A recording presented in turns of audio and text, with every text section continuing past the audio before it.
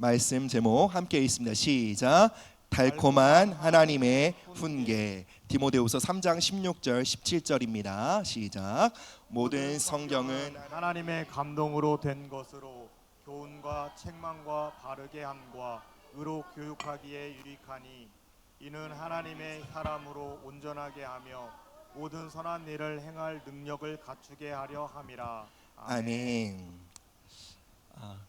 제가 개인적으로 가장 많이 실패하고 어려움을 겪고 있는 영역이 있다면 자녀들을 훈계하는 영역입니다. 자녀들이 잘못할 때 그들의 잘못을 바로잡는 것, 여러분들은 모르겠지만 저는 개인적으로 많이 어렵습니다. 그리고 상당히 많은 부모님들이 자녀를 훈육하는 일에 있어서 어려움을 느끼시고 계실 거라고 생각합니다. 근데 훈육하는 입장만 어려운 것이 아닙니다. 훈육을 받는 우리 자녀들도 그 나름의 고충이 있습니다. 요즘 자녀 교육에 관한 수많은 책들이 있습니다. 다양한 강연들이 있고요. 또 유튜브를 살펴보면 정말 자료가 쏟아집니다. 너무 많아서 혼란스러울 지경입니다. 또 어떤 부분에서는 동의가 되지만 이러한 가르침들이 과연 우리가 믿고 있는 성경의 가치관과 어느 정도 부합하는가, 그거에 대한 염려가 될 때도 있고, 그래서 어떤 것은 취하고 어떤 것은 버려야 할지 이러한 것들을 분별하기가 쉽지 않습니다. 어렵지만 그럼에도 훈육은 우리 모든 부모가 어른들이 감당해야 할 중요한 책임입니다. 자녀들이 온전한 사람으로 성장하기 위해 훈육은 결코 피할 수 없는 과제인 것입니다. 부모로서 우리는 자녀를 양육하는 일에 있어서, 훈육하는 일에 있어서 책임을 다해야 합니다. 이것을 잘할 수 있도록 우리는 기도해야 하며 하나님의 지혜를 구하고 하나님의 방법을 배워야 합니다. 하나님과 겸손히 동행하는 과정 속에 우리는 가장 최선의 방식으로 우리 자녀들을 훈육하는 부모가 되어야 합니다. 부모로서 자녀를 훈육하다 보면 참 어려움이 많죠. 잘못을 잡기 위해 훈육하지만 자녀가 부모의 마음을 제대로 이해하지 못하고 계속적으로 불순종할 때 답답함을 느낍니다. 반복되는 잘못을 볼 때 우리 부모는 실망감이 듭니다. 그리고 지치고 상한 마음을 갖게 됩니다.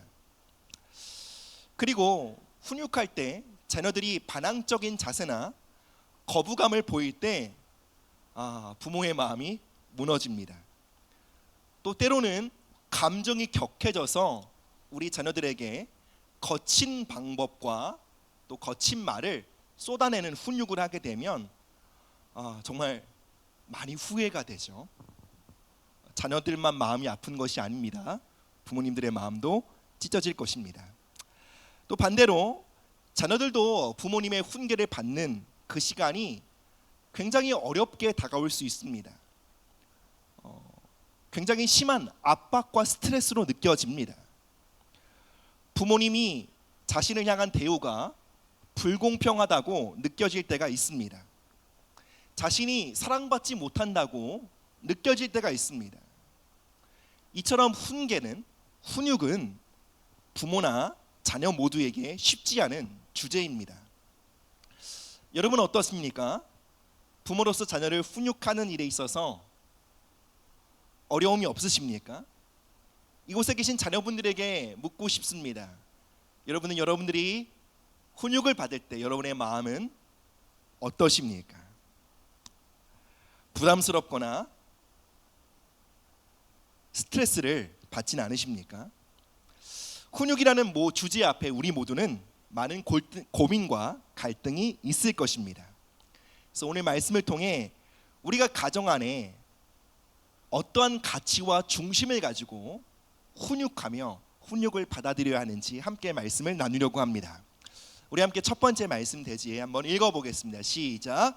하나님의 훈계는 사람의 훈계와 다릅니다. 잠언 3장 11절 12절입니다. 시작. 내 아들아, 여호와의 징계를 경히 여기지 말라. 그 꾸지람을 싫어하지 말라. 대저 여호와께서 그 사랑하시는 자를 징계하시기를 마치 아비가 그 기뻐하는 아들을 징계함 같이 하시느니라. 아멘. 이 구절은 하나님이 우리를 훈육하시고 징계하실 때 그 하나님의 마음은 사랑과 기쁨에서 비롯된다라는 것을 보여주고 있습니다. 우리가 부모로서 우리의 자녀를 훈계할 때 그들의 잘못을 바로잡고자 하는 동기가 있으나, 그러나 우리가 훈육하는 그 시간을 통해 때로는 우리 자녀들을 향한 우리의 실망감이 그곳에 섞일 때가 있습니다. 자녀들의 반복적인 거역에 대한 분노가 우리의 훈계에 섞일 때가 있습니다. 그리고 다른 사람들의 시선에 대한 평가, 그것에 대한 두려움이 자녀들에게 전달될 때가 있습니다. 때로는 자녀들을 나의 뜻대로 통제하고자 하는 욕구가 우리의 훈육에 섞이기 쉽습니다. 때로는 부모 자신이 컨디션이 좋지 않아 바르지 못한 방식으로 훈계할 때도 있습니다. 과도한 짜증이 섞이거나 지나친 처벌이 나가기도 합니다. 물론 우리는 자녀를 사랑하기에 훈육합니다. 우리의 훈육과 우리의 지도와 우리의 책망과 우리의 징벌에는 자녀를 향한 사랑과 관심과 애정이 담겨 있으나 그와 함께 여러 가지 불순물 또한 섞여 있는 것이 사실입니다. 그리고 이러한 불순물들은 우리가 생각하는 것 이상으로 자녀들의 삶에 부정적인 영향을 끼칩니다. 예를 들어 부모가 분노의 방식으로 자녀를 훈계하면 어떻게 됩니까? 부모와 자녀와의 관계가 깨어질 수 있습니다. 또 지속적인 분노의 표출은 자녀의 마음에 두려움이 심겨지게 하고 그 두려움이 자라나 정서적으로 불안정한 사람으로 자라나게 될 가능성이 있습니다. 때로는 부모가 실망의 눈빛을 자녀에게 보낼 때 그 눈빛 속에서 자녀들은 나는 부족한 존재야 라는 낮은 자존감을 갖게 될 위험이 있습니다. 반복되는 책망과 꾸지람 또는 부모의 짜증 속에 자기 스스로를 부정적인 존재로 인식하게 되는 것이죠. 때로는 훈계하는 시간 속에 부모 안에 있는 불안이 자녀들에게 흘러가기도 합니다. 그러면 우리 자녀들은 주변 사람들의 시선을 의식하고 그것에 매우 민감한 예민한 사람으로 자라나게 됩니다. 이러한 훈육의 잘못된 훈육의 부정적인 영향력이 두려워 어떠한 부모님들은 훈육에 있어서 매우 소극적인 자세를 취하기도 합니다. 그런데 여러분, 훈육에 있어서 소극적인 자세는 자녀들의 삶에 더 큰 파괴를 양상하게 됩니다. 여러분, 오늘날 가정과 교회의 가장 큰 문제가 무엇입니까? 훈육이 사라진 거예요. 훈육에 대한 두려움 때문에 그 누구도 훈육하거나 훈계하려고 하지 않는 것입니다. 만약에 우리가 자녀를 훈육하는 방식에서 소극적이거나 무관심하다면 자녀는 부모로부터 명확한 지침이나 경계선을 배우지 못하므로 삶의 통제력이 현저히 떨어지게 될 것입니다. 그리고 절제력이 부족한 자녀들은 대인관계 안에 많은 갈등과 불편함을 겪게 될 것입니다. 이러한 말씀을 들으면 훈육을 받는 자녀들의 입장에서 억울할 수 있습니다. 그런데 여러분, 이곳에 계신 자녀분들에게 말씀드리고 싶은 것이 있습니다. 사실 우리의 부모님들은 더 많은 불순물이 섞여 있는 훈육의 환경 가운데 자라왔다는 것입니다. 우리 부모님들은 자라면서 더러운 불순물들이 가득 섞인 훈육을 받아왔지만 그럼에도 사랑하는 자녀들에게는 조금이나마 깨끗한 물을 보내고자 애쓰고 투쟁하고 있다는 것을 기억해야 합니다. 비록 우리 육신의 부모의 훈육과 징계와 지도가 완전하지 않을지라도 자녀로서 우리는 그 중심 안에 있는 사랑과 애씀과 투쟁에 대해 감사하는 마음을 가져야 합니다. 우리 모두는 훈계 또는 징계 또는 처벌 이런 거 생각하면 매우 마음이 어려워집니다. 징계라는 단어를 들으면 과도하거나 폭력적인 처벌을 생각합니다. 훈육이라는 단어를 생각하면 무언가 수치심을 주는 일이라고 생각합니다. 그래서 하나님이 우리를 징계하신다, 하나님이 우리를 훈육하신다라는 말씀을 들으면 마음이 어려워지고 경직되고 얼어붙습니다. 그것은 왜 그렇습니까? 우리가 이 땅을 살아가면서 우리는 늘 불완전한 방식으로 훈육을 받아왔기 때문입니다. 하나님 또한 우리를 그러한 방식으로 가르치시고 지도하시고 훈육하실 것이라 생각하기 때문입니다. 그런데 여러분, 하나님의 훈육하심에는 불순물이 전혀 없습니다. 우리는 우리가 경험한 훈육의 방식으로 하나님의 훈육에 대해 오해해서는 안 됩니다. 우리의 삶의 경험과 훈육과 징계에 대한 선입견 또는 트라우마로 하나님의 훈육에 대해 거부감을 가지거나 두려움을 가져서는 안 됩니다. 하나님의 징계하심은 사람의 불완전한 그것과 전혀 다릅니다. 하나님은 우리를 훈육하시되 완전한 사랑과 지혜 안에서 그 일을 행하십니다. 여러분, 모든 부모의 훈육에는 생선의 가시처럼 버려야 할 것이 있습니다. 다 버리면 안 돼요. 살처럼 발라낼 것이 있어요. 그것을 섭취해야만 우리가 자녀로서 건강하게 자라납니다. 그러나 자녀로서 그 분별력을 갖추기가 쉽지 않죠. 그런데 여러분, 하나님의 훈육에는 불순물이 없습니다. 버릴 게 전혀 없어요. 하나님이 우리를 징계하시고 우리를 훈육하실 때 성경은 말합니다. 우리를 기뻐하심으로 그 일을 행하신대요. 우리는 하나님 우리를 징계하시면 하나님 화나셨다고 생각해요. 하나님 우리에게 실망하셨다고 생각해요. 하나님 우리에게 상처받으셨다고 생각합니다. 그러나 여러분, 하나님 우리를 징계하시되 기뻐하시기 때문에 그 일을 하십니다. 우리를 사랑하시기 때문에 그 일을 하십니다. 하나님의 징계와 훈계에는 여러분 우리를 향한 실망이 조금도 없어요. 하나님의 징계에는 결코 우리 안에 수치심을 일으키고자 하는 동기가 전혀 없습니다. 하나님이 우리를 징계하실 때 그 속에는 우리를 향한 기대와 소망으로 가득합니다. 그렇기에 우리는 완전한 사랑과 지혜로 우리를 훈계하시는 그분의 손길을 환영해야 합니다.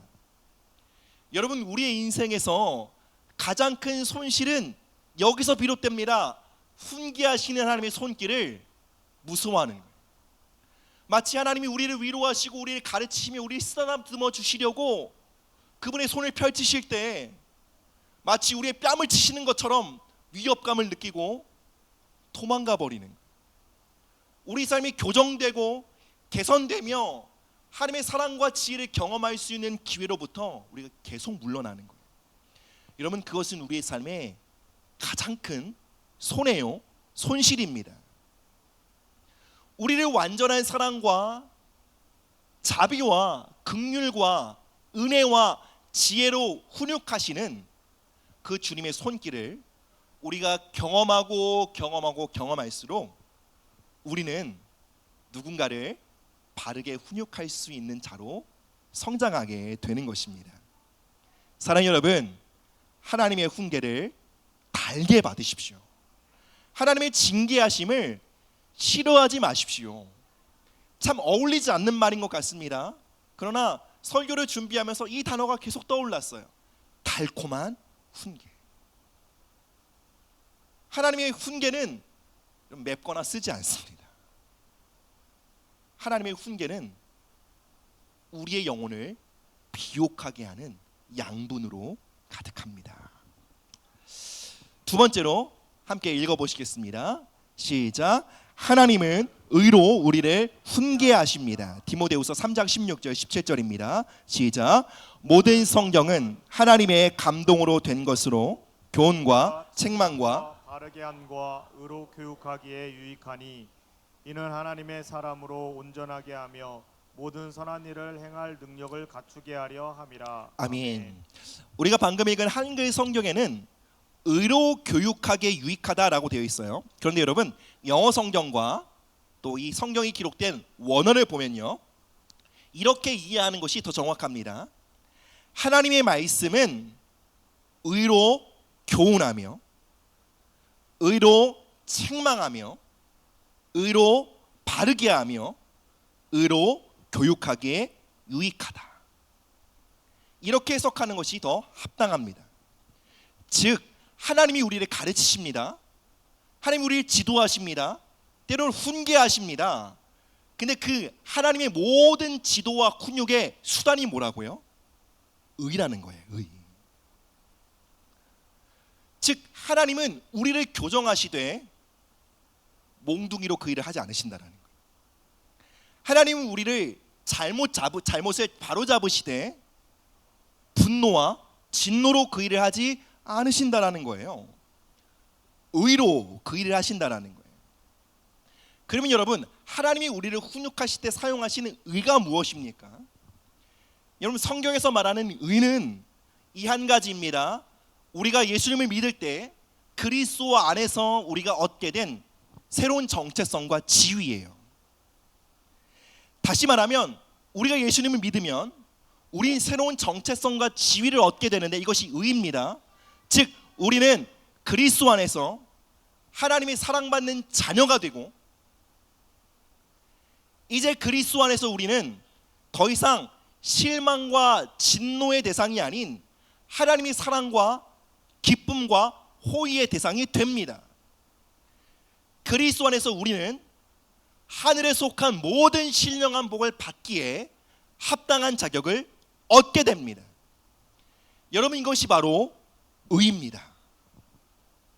하나님은 우리의 태도와 우리의 행동을 개선하시기 위해 먼저 우리에게 의를 주입하십니다. 즉 그리스도 안에서 우리가 얻게 된 의에 대하여 끊임없이 가르치시고 일깨워 주심으로 우리가 바른 삶을 살게 하시는 것입니다. 하나님이 우리를 가르치시고 교정하시는 방식은 우리가 예수님 안에서 얼마나 의롭고 존귀하며 아름답고 거룩한 존재가 되었는지 지속적이고 반복적으로 일깨우심으로 우리가 전혀 다른 삶을 살아가도록 도우시는 것입니다. 이것이 바로 하나님의 징계요, 훈육이요, 지도입니다. 현대 심리학에서 자기 개념 이론이라는 이론이 있습니다. 이것은 자신이 누구인지에 대한 믿음이 결국 우리의 행동과 감정을 결정짓는다라는 거예요. 모든 행동은, 모든 언행은 어떠한 자기 인식으로 비롯된다라는 거예요. 즉 내가 누구인지 믿는 바가 내가 무엇을 행할지를 결정짓는다는 것입니다.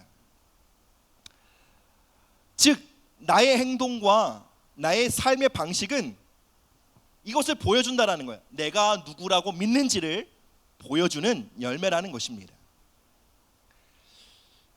그렇다면 우리의 행동을 바꾸기 위해 정말로 중요한 것이 무엇입니까? 자기 인식을 새롭게 하는 거예요. 바울이 세우고 사역했던 교회 중에 고린도 교회가 있습니다. 고린도 교회는 여러 가지 문제가 있었습니다. 그 교회 안에서는 가난한 자들이 돈 없다고 무시당하는 일들이 있었습니다.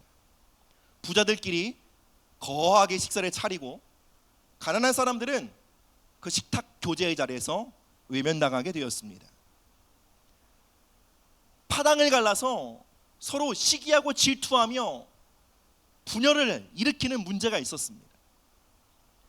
고린도 교회 안에는 성령의 은사와 능력을 다루는 일에 있어서 미숙하였기 때문에 교회 안에 많은 혼돈과 무질서가 있었습니다. 게다가 성적인 방탕함 또한 있었습니다.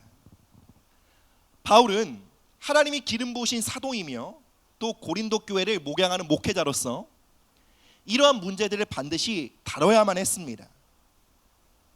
고린도 교회 성도들을 책망해야 했고 가르쳐야 했습니다. 그런데 여러분, 성경을 읽어보시면 바울이 고린도 교회 성도들의 문제를 다루는 방식이 어떠합니까? 바울은 먼저 고린도 교회 성도들을 향해 편지를 쓰면서 이렇게 기록합니다. 그리스도 예수 안에서 거룩하여지고 성도라고 부르심을 받은 자들아 라고 고린도 교회 성도들을 부릅니다. 그들을 성도라고 부릅니다. 너희들은 그리스도 안에서 존귀한 자들이다. 너희들은 예수 그리스도 안에서 거룩함을 입은 자들이다 라고 그들을 향해 외치는 것입니다. 6장에 가서는 한술 더 떠서 고린도 교회 성도들을 향해 이렇게 말합니다. 너희는 성령이 거하시는 성령의 전이다. 너희는 거룩한 성령의 전이다 라고 그들에게 선포합니다. 바울은 고린도 교회 성도들의 잘못을 교정하기 위해 이렇게 말하지 않았습니다. 이 더러운 것들아, 언제까지 누추한 행동을 계속할 것이냐 라고 책망하지 않았습니다. 이 개차반들아, 이 더러운 놈들아 라고 그들을 부르지 않았습니다. 바울이 그들을 교육하고 훈계하고 훈육한 방식이 무엇입니까? 그리스도 안에서 그들이 얻게 된 의에 대해서 바울은 깨우쳐 주려 했던 것입니다. 사랑하는 고린도 교회 성도들, 당신들은 그리스도 안에서 거룩한 존재가 되었습니다. 당신들이 하고 있는 이러한 행동들은 당신이 그리스도 안에서 얻게 된 존엄과 맞지 않은 행동입니다. 당신은 그리스도 안에서 거룩하고 존귀한 자들입니다. 그러나 이러한 행동들은 당신들이 얻게 된 새로운 정체성과 부합하지 않습니다 라고 그들을 가르쳤던 것입니다. 즉 바울은 고린도 교회 성도들의 미성숙하고 비도덕적이며 누추한 행동의 뿌리를 그릇되고 왜곡된 자기 인식으로 판단했던 것입니다.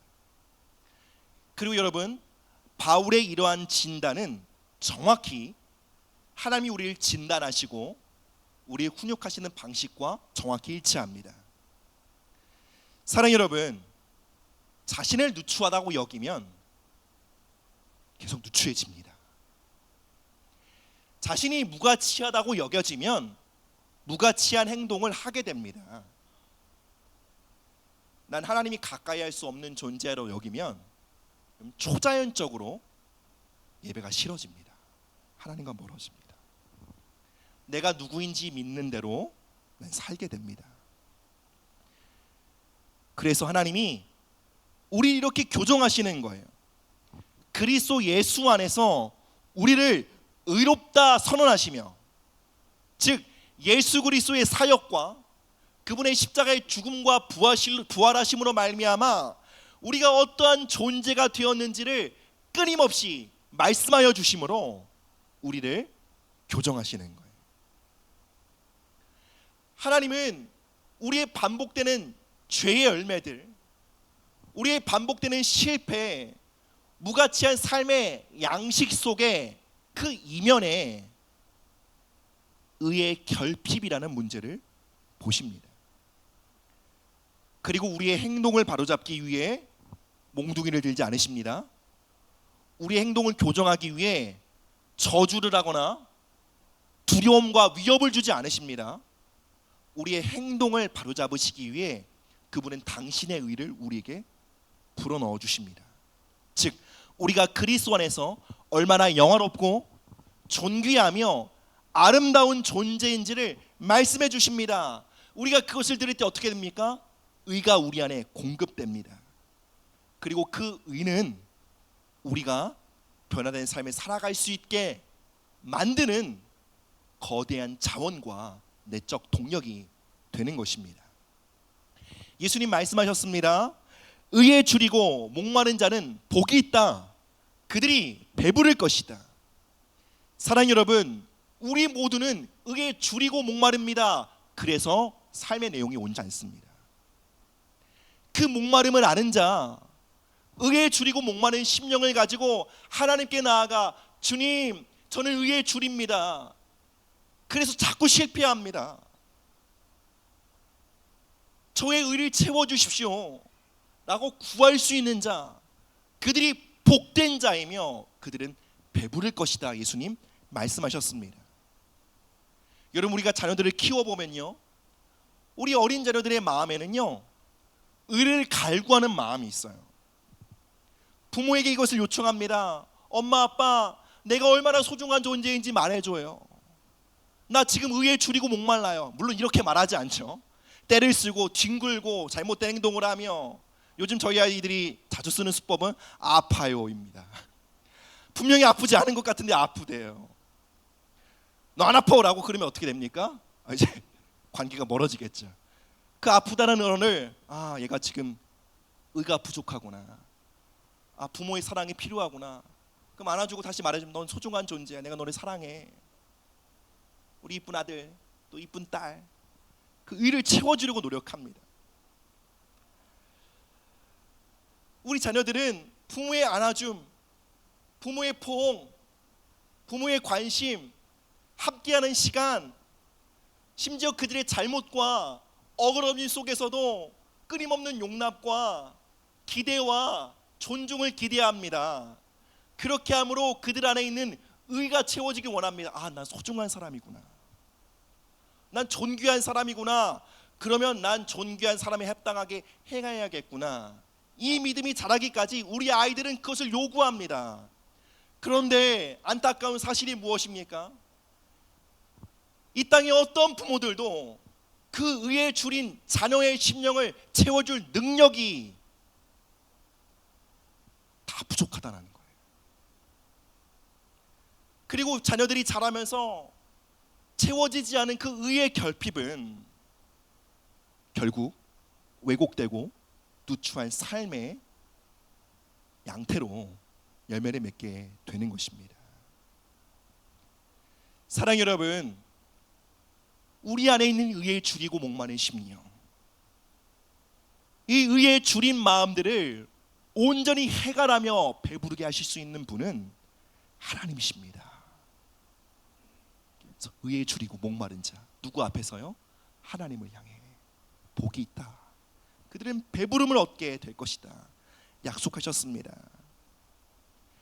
그렇게 여러분, 우리는 우리의 잘못된 행동을 개선시키기 전에, 우리 자녀들의 행동을 교정하기 전에 먼저 우리를 의롭다 하시는, 그리스도 예수 안에서 우리를 존귀하다 하시는 하나님의 말씀과 하나님의 눈빛과 하나님의 사랑으로 우리를 배부르게 하고 우리 자녀들을 배부르게 해야 하는 것입니다. 이제 그리스도 예수 안에서 우리가 갖고 있던 모든 누추한 자기 인식을 찢어버리고 이제 예수 그리스도 안에서 우리가 어떠한 존재인지를 발견해야 하는 것입니다. 그 의로 날마다 배부를 때 여러분, 우리는 전혀 다른 삶을 살아갈 힘을 얻게 되는 것입니다. 바로 여기서 성경이 말하는 매우 중요한 핵심이 있습니다. 하나님은 그리스도 안에서 우리를 의롭다고 선언하심으로, 즉 의를 주입하심으로 우리가 의로운 삶을 살게 하십니다. 그런데 여러분, 우리는 어떻게 생각합니까? 내가 의로운 삶을 살아야 의로운 자가 될 수 있다고 생각합니다. 그런데 여러분, 하나님은 우리를 그렇게 가르치지 않으십니다. 하나님 말씀하십니다. 너는 예수 그리스도 안에서 의롭게 되었다. 이것을 믿는 것이 너의 의다. 이것을 믿을 때 너는 의로운 삶을 살아갈 수 있는 내적 동력과 자원을 얻게 될 것이다. 복음이 무엇입니까? 예수 그리스도 안에서 우리가 완전히 용납받고 완전히 의롭게 되었고 완전히 정결하게 되었으며 거룩하게 되었다는 선언입니다. 그것을 진흙탕과 같은 우리의 삶 속에서 붙들기 시작할 때, 실패와 좌절과 죄로 얼룩진 우리의 삶의 모습 속에서 우리가 그 진리를 붙잡을 때 어떻게 됩니까? 그 진흙탕을 빠져나올 수 있는 내적 동력이 우리 안에 생기는 것입니다. 하나님은 의로 우리를 교훈하시고 책망하시고 의로 우리를 바르게 하시며 의로 우리를 교육하십니다. 그렇게 하심으로 하나님 우리를 어떻게 하신다고요? 우리 함께 디모데후서 3장 17절 말씀 함께 한 번 더 읽어보겠습니다. 시작. 이는 하나님의 사람으로 온전하게 하며 아멘 모든 선한 일을 행할 능력을 갖추게 아멘 어떻게 하심으로요? 의로 교육하시고 의로 훈계하시고 의로 지도하시고 교육하심으로 의를 끊임없이 공급하심으로 하나님의 사람으로 온전하게 하신대요. 와, 모든 선한 일을 행할 수 있는 능력을 어떻게 해요? 갖추게 하신대요. 우리에게 필요한 건 바른 삶을 살아야 한다는 의지와 각성과 도덕적인 율법이 아닙니다.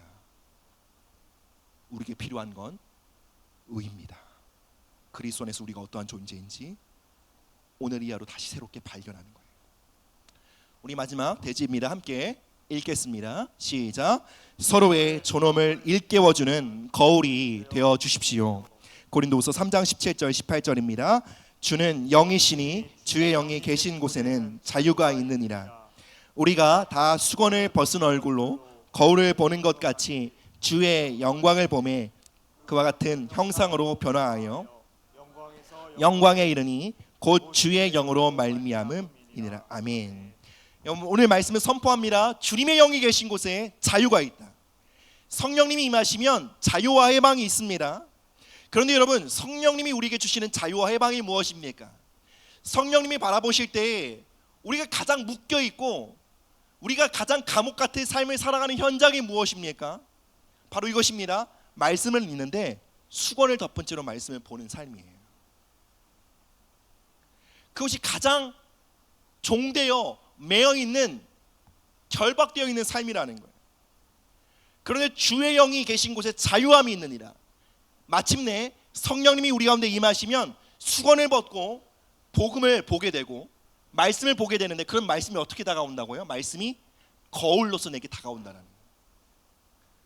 그러면 말씀 속에서 내가 누구인지를 발견하게 하시는 거예요.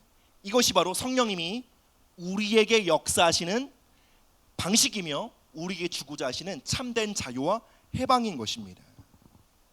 여러분, 우리 삶의 가장 큰 묶임은 이것으로부터 시작됩니다. 말씀을 읽는데 내가 누구인지 보지 못하는 거예요. 예배를 드리는데, 하나님을 섬기는데 하나님의 말씀과 눈빛 앞에 수건이 가려진 채 보고 있는 거예요. 그래서 그분의 눈빛을 나의 거울 삼지 못하고 복음을 나의 거울 삼지 못하고 살아가는 거예요. 그래서 변화되지 못하는 삶을 살아갈 수밖에 없는 삶. 여러분, 이것이 갇혀있는 상태라는 것입니다. 마침내 성령께서 오시고 그 수건을 벗기시고 말씀과 하나님의 임재와 하나님의 눈빛 속에 우리가 참으로 예수 그리스도 안에서 어떠한 존재인지를 발견하게 될 때 어떻게 된다고요? 주님의 형상과대로 그 형상과 같이 우리가 변화된대요. 영광에서 영광으로 나아가게 된대요. 이것이 성령님이 우리를 변화시키는 방식이에요. 이것이 성령님이 우리를 교정하시는 방식이에요. 우리가 말씀과 예배와 기도와 복음을 통해 우리가 그리스도 안에서 어떤 존귀를, 어떤 아름다움과 영광을 얻었는지를 발견하게 하심으로 그 존엄에 맞지 않는 누추한 행동을 벗어버리게 하시는 거예요. 내 안에 있는 자기 인식을 새롭게 하시는 것, 이것이 성령님의 역사인 것입니다. 가정에서 우리가 자녀들을 훈육할 때 그 방식이 또 그 형태가 어떠하든 우리는 이러한 성령님이 우리를 교정하시는 방식과 동행해야 합니다.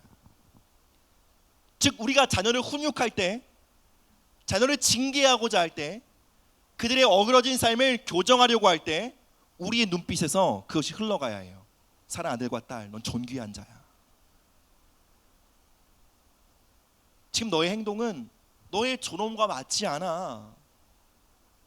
이것을 가르쳐주는 거울이 되어야 해요. 우리의 말과 우리의 행동과 우리의 눈빛과 우리의 가르치는 방식이요.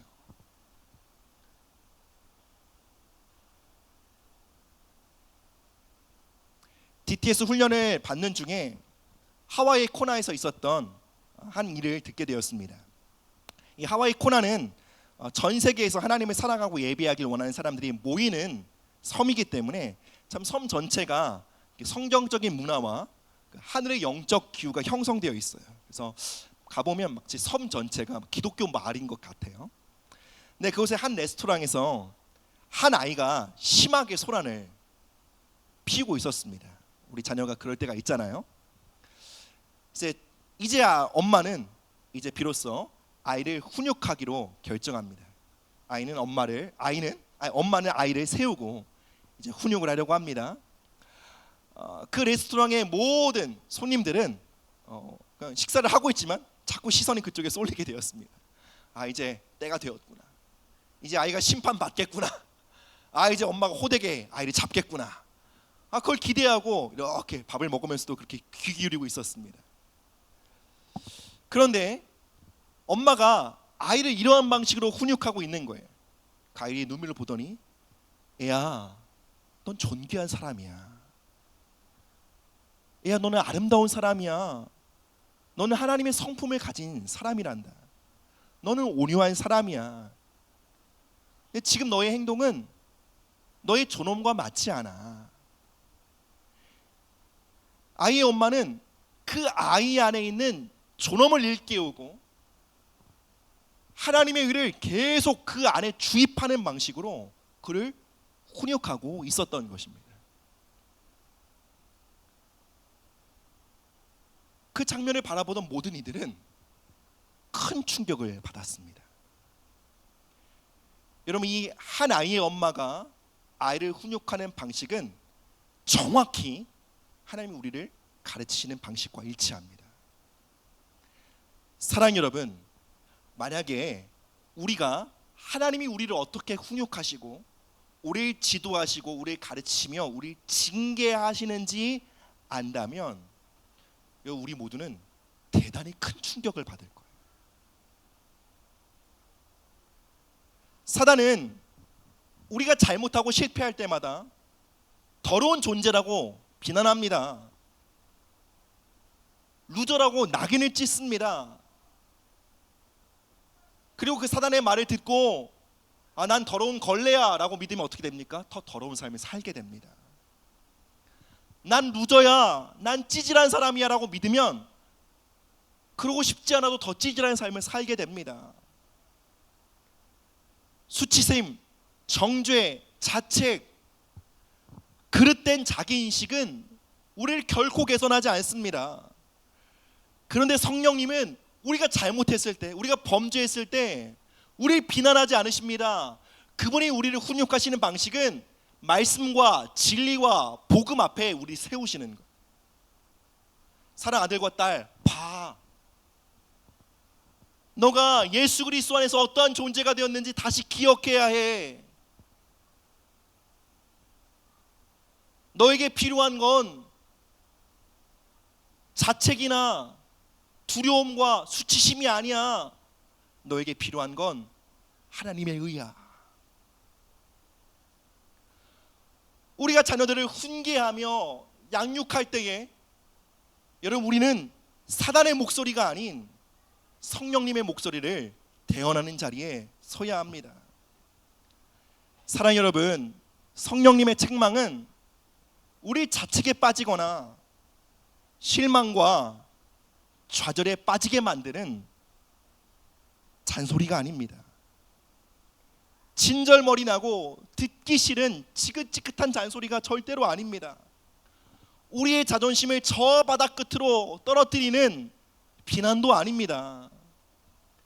성령님이 우리를 책망하시는 방식은 우리가 행했던 일, 우리의 실패, 우리의 업적에서 눈을 돌이켜 그리스도께서 나를 위해 이루신 일에 주목하게 하고 그것을 통해 우리가 어떠한 존재가 되었는지를 깨닫게 하심으로 그 일을 주입하심으로 우리로 변화된 삶을 살게 하시는 것입니다. 성경은 말합니다. 오직 의인은 믿음으로 말미암아 살리라. 성령님은 우리를 전혀 다른 세계, 믿음의 세계로 우리를 초청하심으로 우리를 변화시키십니다. 말씀을 맺겠습니다. 하나님은 우리의 잘못된 행동, 우리의 탈선, 반복되는 실패 이면에 있는 우리 안에 있는 의의 주림을 보십니다. 그리고 우리의 탈선과 우리의 오류를 바로잡기 위해 그분은 당신의 의를 우리에게 주입하십니다. 아들과 딸아, 너가 얼마나 존귀한 존재인지 기억해야 한다. 너는 내 아들 예수 그리스도의 생명만큼 가치 있는 존재란다. 그 말씀과 그 진리로 우리를 배부르게 하심으로 더 이상 누추한 것에 끌리지 않게 하시는 것입니다.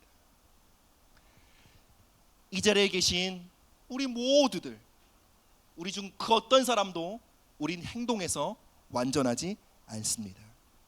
이 말이 무슨 뜻입니까? 우리 모두는 의의 주림이 있습니다. 그 누구도 의에 있어서 완전히 배부른 자가 없습니다. 그래서 뒤틀리고 넘어집니다. 그러나 우리가 의에 줄이고 목마른 마음으로 하나님께 나아가 하나님 의에 줄이고 목마릅니다.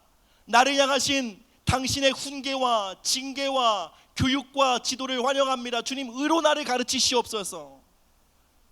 하나님 아버지의 훈육을 우리가 마음을 열고 받아들일 때 우리가 마침내 예수 그리스도 안에서 어떠한 존재가 되었는지 온전한 믿음의 자리에 서게 될 때 여러분 우리는 비로소 누추한 삶을 벗어던지게 될 것입니다. 이 시간 우리가 함께 의에 줄이고 목마른 마음으로 나아가십시다. 사랑하는 이곳에 계신 어린 자녀분들, 여러분의 부모님들이 여러분들을 많이 아끼시고 사랑하십니다. 그러나 여러분들 안에 있는 의에 대한 주림을 충분히 채워줄 만큼 우리 부모님도 넉넉하지 않습니다.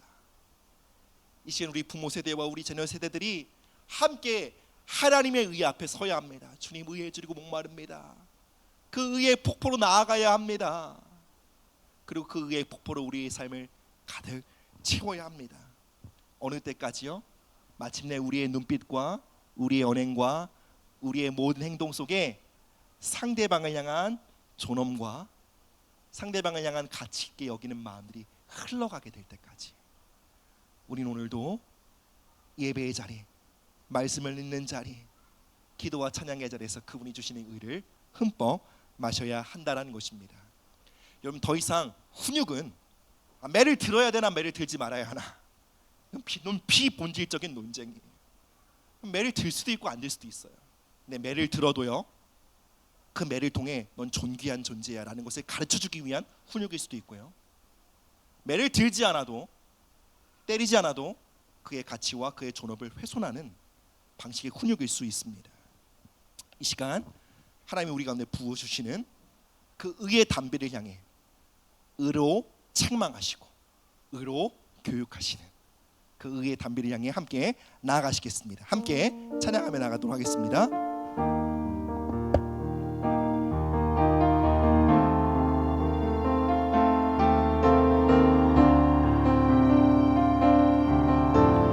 여러분 이 찬양의 고백 속에 하나님의 의를 흠뻑 들이마시기를 바랍니다. 그리스도 안에서 우리가 어떠한 존재가 되었는지 우리 영혼을 향해 이 말씀으로 비옥하게 하십시다. 우리 함께 고백합니다. 나의 사랑, 나의 사랑, 나는 어여쁘고 참 귀하다. 오늘 보석보다 귀하다.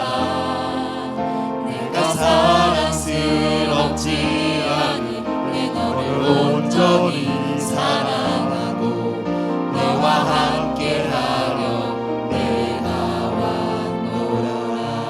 주의 사랑, 주의 사랑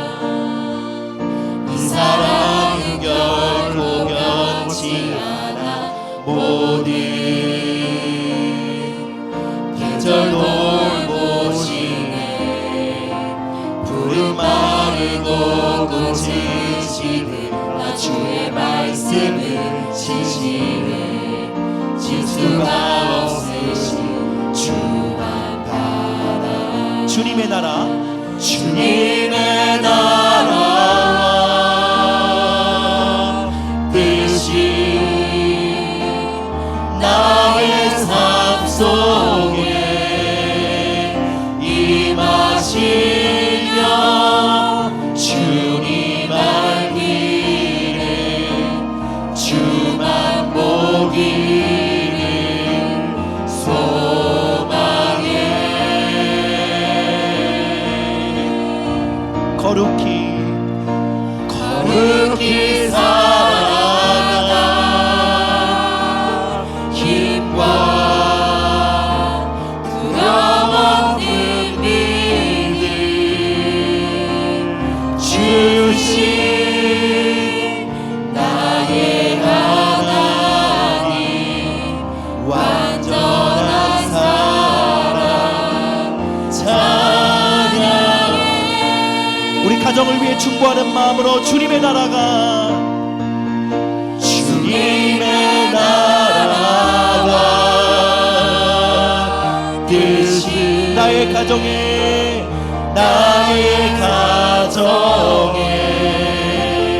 임하시며 주님 알기를 주만 보기를 소망해. 이 시간 주님의 일을 부어주십니다. 거룩히 살아가 힘과 두려움없는 믿음 주신 나의 하나님 완전한 사랑 찬양해.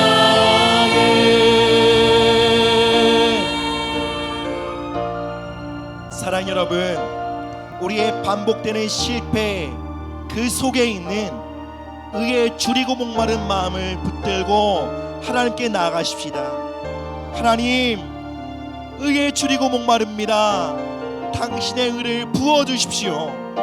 예수 그리스도 안에서 우리가 어떠한 존재가 되었는지 다시 말씀하여 주시옵소서. 다시 한번 우리에게 너는 나의 사랑하는 아들이요 딸이라 말씀하여 주시옵소서. 너는 존귀한 주의 자녀라 말씀하여 주시옵소서. 왕같은 제사장이요 거룩한 성령의 전이라 말씀하여 주시옵소서. 그 주님의 말씀이 우리의 의를 공급함으로 하나님 의로운 삶을 살아갈 수 있도록, 거룩한 삶을 살아갈 수 있도록 우리를 변화시켜 주시옵소서. 우리 함께 기도하며 나가도록 하겠습니다. 사랑의 하나님 아버지 감사합니다. 이 시간 의에 줄이고 목마른 심령으로 우리가 하나님 앞에 나아갑니다. 주님, 이 예배 가운데 당신의 의를 부어주시옵소서. 우리가 주님 앞에 얼마나 소중한 존재인지, 그리스도 안에서 얼마나 완전한 존재인지, 그리스도로 말미암아 우리가 어떤 의를 입게 되었는지, 하나님 다시 한번 우리를 나의 사랑하는 자요, 나의 존귀한 자요, 나의 사랑하는 아들과 딸, 그렇게 우리를 불러주시옵소서. 주님, 주님의 의를 우리 가운데 공급하여 주시옵소서. 주님, 우리가 주님의 의로 배부르길 원합니다. 주님의 의로 배부르길 원합니다. 주님, 다시 한번 주님의 눈빛과 주님의 말씀과 그 하나님의 임재와 그 복음 앞에 하나님 우리가 수건을 벗고 서길 원합니다. 주님의 의로 우리를 공급하시고 주님 의로운 삶을 살아갈 수 있도록 주님 우리를 붙들어 주시옵소서.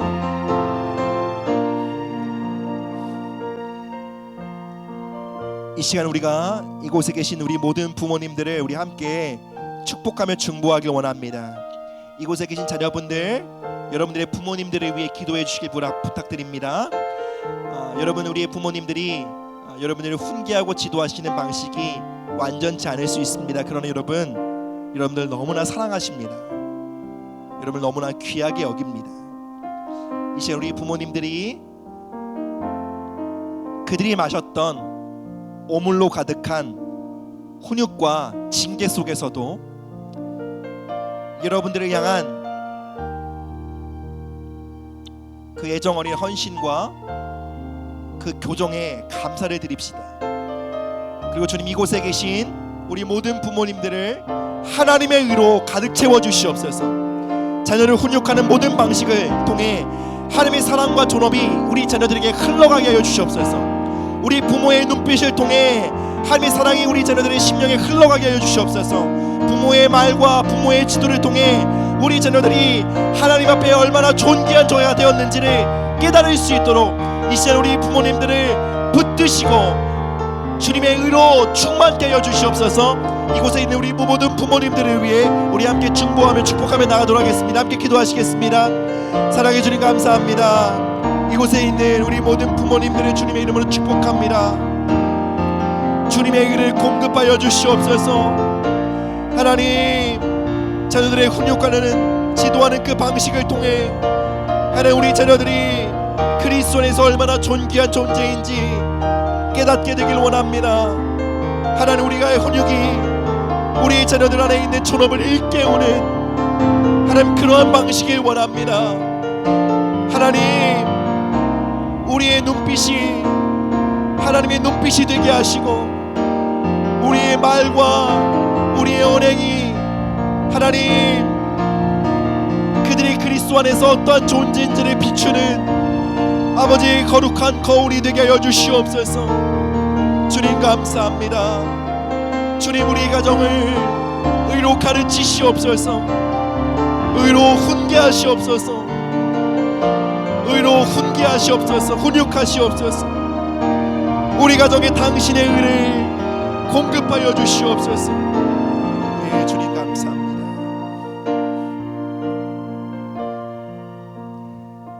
사랑의 하나님 아버지, 이 시간 의에 줄이고 목마른 마음으로 하늘 아버지 앞에 섭니다.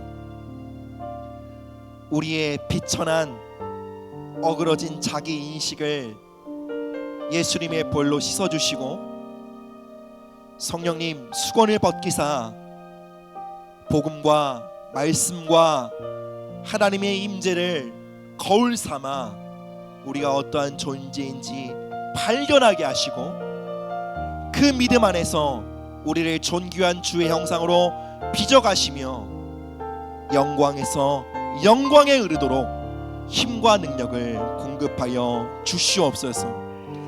하나님, 이 자리에 계신 우리 모든 부모님들을 예수님의 이름으로 축복합니다. 하나님, 우리 모든 부모님들 의가 부족합니다. 우리 자녀들에게 흘려보낼 수 있는 하나님의 의가 부족합니다. 우리 부모님들에게 하나님의 의를 공급하여 주시옵소서. 우리 부모님들이 먼저 하나님 앞에 서서 자신이 얼마나 존귀한 존재이며 자신이 얼마나 하나님의 사랑받고 있는 아들과 딸인지를 깨닫게 하여 주시고 그 의를 흠뻑 마심으로 우리 사랑하는 자녀들에게 하나님의 의를 흘려보내는 우리 모든 부모님들이 될 수 있도록 은혜를 더하여 주시옵소서. 우리 사랑하는 부모님들이 자녀들을 훈육하는 그 말과 그 방식과 그 눈빛을 통해 하나님, 우리 자녀들이 그리스도 안에서 얼마나 존귀한 존재인지 깨닫게 되기를 원합니다. 주님, 우리 가정을 그리스도의 의로 훈육하여 주시옵소서. 감사드리며 이 모든 말씀 예수님의 이름으로 기도드립니다. 아멘.